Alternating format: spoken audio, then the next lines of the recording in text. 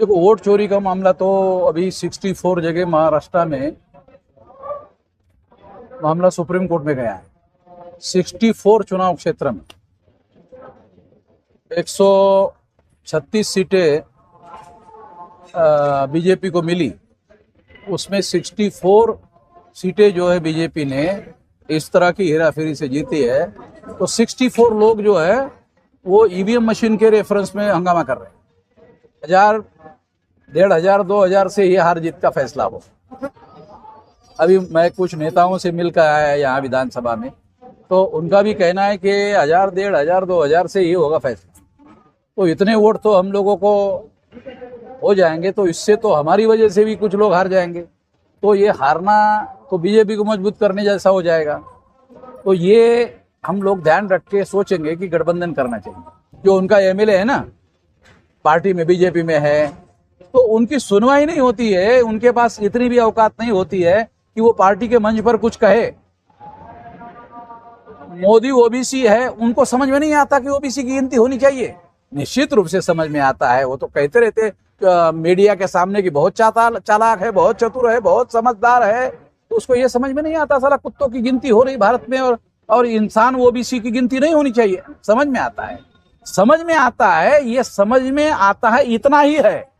वो समझदारी अगर सार्वजनिक कर दे तो 72 घंटे में प्रधानमंत्री पद से हट जाएंगे। तो हम लोग बड़ा परिवर्तन जो चाहते हैं ना, वो इतने भर लोगों से नहीं होगा। लाखों लोगों की रैली भी करना चाहिए बिहार में लाखों लोगों की भी रैली करना होगा। तो ऐसा भी हम लोग करने का सोच रहे हैं। मेश्राम साहब, बिहार में वोटिंग चोरी का बड़ा मामला लगाया जा रहा है विपक्ष की पार्टियों द्वारा, अभी तक इसका समाधान नहीं हो पाया, क्या कहेंगे इस पर? देखो, वोट चोरी का मामला तो अभी 64 जगह महाराष्ट्र में मामला सुप्रीम कोर्ट में गया है। 64 चुनाव क्षेत्र में 136 सीटें बीजेपी को मिली। उसमें 64 सीटें जो है बीजेपी ने इस तरह की हेराफेरी से जीती है। तो 64 लोग जो है वो ईवीएम मशीन के रेफरेंस में हंगामा कर रहे हैं। 2-4 नहीं, 64 जगह। विपक्ष मगर कोई मीडिया 64 जगह ऐसा हो रहा है कोई खबर नहीं दे रहा, मगर हमारे पास है जानकारी। मेश्राम साहब, विपक्ष के लोग तो हंगामा करते हैं वोट चोरी हो रहा है, लेकिन इसके लिए आंदोलन करते हुए नहीं नजर आ रहे, क्या कहेंगे आप? ये लोग भी पैसे का चुनाव में खेल करते रहते हैं, और जब आंदोलन करने की सोचते हैं तो उनको सबसे पहले लगता क्या है कि लोग आएंगे कि नहीं आएंगे। उनको यकीन नहीं है। उनको पूछो फिर वोट आपको कैसे देते हैं, वो तो बोलते हैं हम लोग करवा देते हैं। तो वो भी इस तरह के बहुत सारे हथकंडों में लगे रहते हैं। अभी आपने कहा था कि पीएम मोदी नॉमिनेटेड पीएम है, जबकि अभी तक एक तीसरा टाइम है वो चुनाव हो तो प्रणाली जो होता है तो प्रधानमंत्री नॉमिनेटेड। आपने क्या नॉमिनेटेड आपको समझ में आ गया क्या? आपने कहा था नॉमिनेटेड, वही कह रहा हूँ, आपको समझ में आ गया क्या? रियल रिप्रेजेंटेटिव और नॉमिनेटेड रिप्रेजेंटेटिव में फर्क होता है। ये आपको पहले समझ में आ गया क्या, ये पूछ रहा हूँ, फिर मैं बता देता हूँ आपको। कांग्रेस के लोग शेड्यूल कास्ट के, शेड्यूल ट्राइब के लोगों को टिकट देते हैं, चुनाव कर लाते हैं। तो कांग्रेस तो ब्राह्मणों का संगठन है, ब्राह्मण लोग शेड्यूल कास्ट के, शेड्यूल ट्राइब के लोगों को टिकट दे देते हैं, उसको चुनाव कर लाते हैं। तो ब्राह्मणों का नॉमिनेटेड है। अच्छा, ये इससे भी ज्यादा सिंपल उदाहरण, एक तो आदमी की शादी की भी बीवी होती है ना, होती कि नहीं, और एक और भी होती है, उसको रियल बोलते हैं।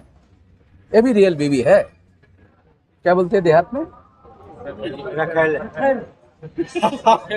मुझे बोलने के लिए भी अच्छा नहीं लग रहा है। तो ये जितने भी नॉमिनेटेड है देसी भाषा में हाँ वो है। अब आप बताओ, वो ओरिजिनल अधिकार रहेगा रखेल को तो बीवी को रहेगा? अब आगे समझो। सर, बिहार में चुनावी प्रक्रिया है, चुनावी साल ठीक है, कहने का मतलब ये है कि फिर आप अपने समाज को लोग किसको तरफ इशारा कर रहे हैं आप, ये हम अगर किसी के तरफ इशारा करने लायक लोग होते तो हम ऐसे संगठन काय के लिए बनाते अलग से? हम संगठन इसलिए बना रहे कि हम अपना चलाएंगे ना। बिहार विधानसभा चुनाव में हाँ, हम अपना चलाएंगे। अपने कैंडिडेट उतार रहे हैं क्या? हाँ, फिर 243 इसका मतलब तो यही है। 243 सीटों हाँ? 243 पे 243 सीटों पे बिहार को बिहार 243 नहीं, 243 सीटों पर नहीं कितने लड़े। पे उतारेंगे सर ये? हाँ, हम अभी बोल क्या है कि हम 100 तक जाएंगे, 100 पे उतारेंगे आप। मैक्सिमम 100 तक। गठबंधन करने की भी संभावना ही आपका? हाँ हाँ, गठबंधन से फिर कम लड़ेंगे। मान लो गठबंधन से अगर हम चुनाव अलग से लड़े तो हो सकता है कि बीजेपी के विरोध वाला गठबंधन कमजोर हो जाए, क्योंकि होता क्या है, 1000, 1500, 2000 से ही हार जीत का फैसला हो। अभी मैं कुछ नेताओं से मिलकर आया यहाँ विधानसभा में, तो उनका भी कहना है कि 1000, 1500, 2000 से ही होगा फैसला। तो इतने वोट तो हम लोगों को हो जाएंगे, तो इससे तो हमारी वजह से भी कुछ लोग हार जाएंगे, तो ये हारना तो बीजेपी को मजबूत करने जैसा हो जाएगा। तो ये हम लोग ध्यान रख के सोचेंगे कि गठबंधन करना चाहिए, मगर हम अकेले ही गठबंधन करने से कहने से गठबंधन तो होता नहीं है। लड़की को लड़का पसंद आ जाना चाहिए, लड़के को लड़की पसंद आना चाहिए तो शादी होता है। नहीं, अकेले को ही पसंद आ जाए तो शादी तो होता नहीं है, बराबर नहीं? ये देश में पिछड़ा वर्ग हो या बिहार हो, प्रताड़ना का सामना करना पड़ता है उसको। आप किसका? पिछड़ा वर्ग किसको सामना करना पड़ता है? प्रताड़ना होता है, पिछड़ा वर्ग प्रताड़ित होता है, उसके आपकी संस्था जो है आपके माध्यम से उनको क्या देना चाहते हैं कि उसपे क्या? देखो, शेड्यूल कास्ट और शेड्यूल ट्राइब को भी एक मायने में पिछड़ा कहा जाता है, तो उनका मामला तो एट्रोसिटी में आता है, और ओबीसी के लिए एट्रोसिटी एक्ट लागू नहीं है। तो ओबीसी के साथ सामाजिक अन्याय होता है, उसका सबसे पहला कारण ये है कि उनके पास रिप्रेजेंटेशन नहीं है। आप लगेगा कि उनका एमएलए है, एमपी है, मगर उनका पार्टी में कोई सुनवाई होने वाला नहीं, उनको कोई सुनता नहीं है। जो उनका एमएलए है ना, पार्टी में बीजेपी में है, तो उनकी सुनवाई नहीं होती है, उनके पास इतनी भी औकात नहीं होती है कि वो पार्टी के मंच पर कुछ कहे। मोदी ओबीसी है, उनको समझ में नहीं आता कि ओबीसी की गिनती होनी चाहिए। निश्चित रूप से समझ में आता है, वो तो कहते रहते मीडिया के सामने कि बहुत चालाक है, बहुत चतुर है, बहुत समझदार है, तो उसको ये समझ में नहीं आता साला कुत्तों की गिनती हो रही भारत में, और इंसान ओबीसी की गिनती नहीं होनी चाहिए। समझ में आता है, समझ में आता है, ये समझ में आता है, इतना ही है। वो समझदारी अगर सार्वजनिक कर दे तो 72 घंटे में प्रधानमंत्री पद से हट जाएंगे। क्यों हट जाएंगे? कि वो हटा देंगे। जिनके समर्थन से वो प्रधानमंत्री बने हैं वो लोग उसको हटा देंगे, वो रखेंगे नहीं। उनको तो रखेल वाला चाहिए ना, रखेल वाला ओरिजिनल अधिकार थोड़ी होता है। आप प्रधानमंत्री मोदी पे इतना कटाक्ष करते हैं, आपके ऊपर एफआईआर नहीं होते? मोदी के ऊपर नहीं कर रहा हूं, जितने लोग 131 member parliament schedule caste schedule tribe के हैं वो भी तो नॉमिनेटेड है, कह रहा हूं। और ये नॉमिनेटेड मेरा शब्द नहीं है, but Gandhi and Congress have done to untouchable नाम का किताब बाबा साहब अम्बेडकर ने लिखा, उसमें नॉमिनेटेड शब्द उन्होंने लिखा है, ये मेरा नहीं है, ये बाबा साहब अम्बेडकर का लिखा हुआ है। उनका कहना था रियल रिप्रेजेंटेटिव और नॉमिनेटेड रिप्रेजेंटेटिव। हमको क्या लगता है, अरे तो आ गया यार हमारा 131, फिर हम चिल्लाते अरे बोलता क्यों नहीं है? अरे नॉमिनेटेड है, कैसे बोलेगा? नॉमिनेटेड है, बोल नहीं सकता। उसका मास्टर उसको बोलने के लिए बोलेगा तो बोलेगा, उसका मास्टर उसको चुप रहने के लिए कहेगा तो उसको चुप रहना पड़ेगा। तो जिस तरीके से बिहार में ओवैसी साहब आते हैं तो उनको बी टीम बताया जाता है, हाँ, बी टीम बताया जाता है, पार्टी का बी टीम बताया जाता है बीजेपी। मीडिया उनके पास है ना, तो आप अगर आ रहे हैं फिर बिहार में 100 सीटों पे चुनाव लड़ने वाले हैं, काशीराम जी को बी टीम बोलते थे क्या? भाजपा ही जो है फिर आपको बी टीम। नहीं, मैं ये बोल रहा हूँ, बी टीम बोलते थे काशीराम जी को? हाँ? क्यों नहीं बोलते थे? ये यहाँ जो रीजनल पार्टियां है, मेरा 32 राज्यों में संगठन है, बी टीम बनाने के लिए बोलने के लिए औकात है क्या? मेरा 32 राज्यों में संगठन है। केवल बांग्लादेश के बॉर्डर पर और ब्रह्मदेश के बॉर्डर पर जो 4 स्टेट है ना, अगर वो छोड़ दिया जाए तो बाकी 32 राज्यों में संगठन है। क्राइम लेको कैसे देखते हैं? क्राइम जो स्तर बढ़ा या घटा है उसको कैसे देखते हैं बिहार में? इधर क्या है, अभी चुनाव होने वाला है, तो चुनाव के हिसाब से पॉलिटिकल पार्टी के लोग माहौल बनाते हैं।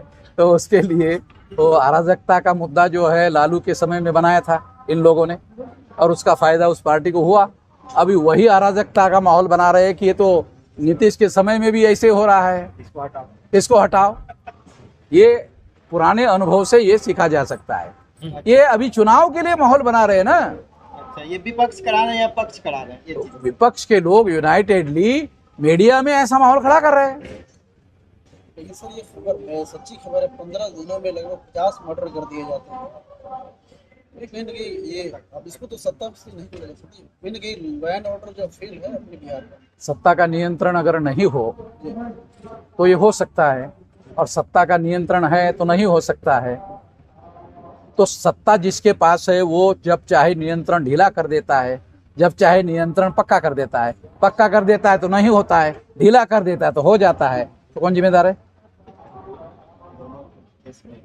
आपको पावर का चरित्र पता नहीं है। पावर का जो चरित्र होता है, पावर जो है खून मांगता है। पावर जो ये खून दिए बगैर वो संतुष्ट नहीं होता है। अगर मरवाओ बहुत सारे लोगों को तो अपोजिशन पार्टी के लोगों को सत्ता मिल जाएगी। तो खून है ना, मिलेगा तो उनको। ये कह सकते हैं कि वर्तमान में जो राजनीतिक पार्टियां हैं वो आम पब्लिक के लिए बिल्कुल सही नहीं। क्यों करेंगे? आम पब्लिक के लोग गधे बनते रहते हैं, और उन्हीं लोगों को अगर इनको हरवाना है तो इनको वोट देते हैं, इनको हरवाना है तो उनको वोट देते हैं। और तीसरा विकल्प ढूंढने के लिए कोशिश क्यों नहीं करते? तीसरा विकल्प तो क्या पा रहे हैं, लोगों से अपील कर दीजिए। हम अरे भाई, हम अपील तो छोटी चीज है, एक्शन कर रहे हैं। सारे बिहार में हर जगह कार्यक्रम कर रहे हैं। सारे बिहार में घूमकर परिवर्तन यात्रा भी निकाले, दोबारा भी निकाल रहे। जी जी, परिवर्तन से याद आया, गोपाल खेमका जो है बहुत बड़े बिजनेसमैन है। कौन? गोपाल खेमका जी। उस इलाके में गांधी मैदान के गेट नंबर 10 और 11 के बीचों बीच में उनका घर है। और उनको 11 बजे मध्य रात्रि में हत्या कर दी जाती है। क्या घर में घुसकर एक्शन लेंगे क्या? क्या इस चीज को मतलब देखते हैं कड़ी नजर से? देखो, ये लॉ एंड ऑर्डर फेल्योर का उदाहरण है, और निश्चित रूप से ये किसी भी राज्य के लिए, बिहार के लिए नहीं, किसी भी राज्य के लिए लोकतंत्र में सबसे अहम बात क्या है? साधारण से साधारण आदमी फ्री होना चाहिए। अगर रात के 12 बजे भी अगर मान लो घूमना चाहता है तो वो फ्री होना चाहिए, उसके अंदर डर नहीं होना चाहिए। तब तो लोकतंत्र है माना जाएगा। और सबसे इंपॉर्टेंट चीज है लॉ एंड ऑर्डर। जो सरकार लॉ एंड ऑर्डर मेंटेन नहीं करती है उसको निश्चित रूप से वो सरकार बनाकर रहने का अधिकार नहीं है। सर, आप जीत के बिहार में आते हैं, शिक्षा और रोजगार पे क्या रहेगा आपका विजन, क्या है? वो तो बहुत सारा लिखा है नीतीश ने और इन लोगों ने भी। हम आपको एक एग्जाम्पल देते हैं। काशीराम जी ने एक लखनऊ में प्रेस कॉन्फ्रेंस ली थी। उस प्रेस कॉन्फ्रेंस में उन्होंने क्या दिखाया मीडिया वालों को? कांग्रेस का इलेक्शन मैनिफेस्टो और बीजेपी का इलेक्शन मैनिफेस्टो, और उसके मुद्दे पढ़कर सुनाए। बोलते इन लोगों का सारा मुद्दा तो हमारा है, पार्टी वो है, और ये इतने सालों से सरकार चला रहे हैं, इसमें से कुछ समाधान तो किया नहीं। अब इन्होंने हमारे ही मुद्दे उठाए तो हमको लिखने के लिए और बोलने के लिए भी साला मुद्दा नहीं रहा है। बेरोजगारी सब नहीं पता है, पर बहुत इंपॉर्टेंट बात बोल रहा हूँ। ये उन्होंने प्रेस कॉन्फ्रेंस में कहा कि हमको तो बोलने के लिए मुद्दा भी नहीं छोड़ा है, सारा का सारा मुद्दा ले लिया है। इसलिए हमारा मुद्दा एक है, वो बोले थे हमारा मुद्दा एक है। वो क्या है? उन्होंने कहा वो क्या है? ये परिवर्तन करना, केवल एक आदमी नहीं, हमारा मुद्दा परिवर्तन करना है, बाकी कुछ नहीं करना। आने के बाद बताएंगे क्या करेंगे। हाँ, ये बोला था उन्होंने, आने के बाद बताएंगे क्या करेंगे।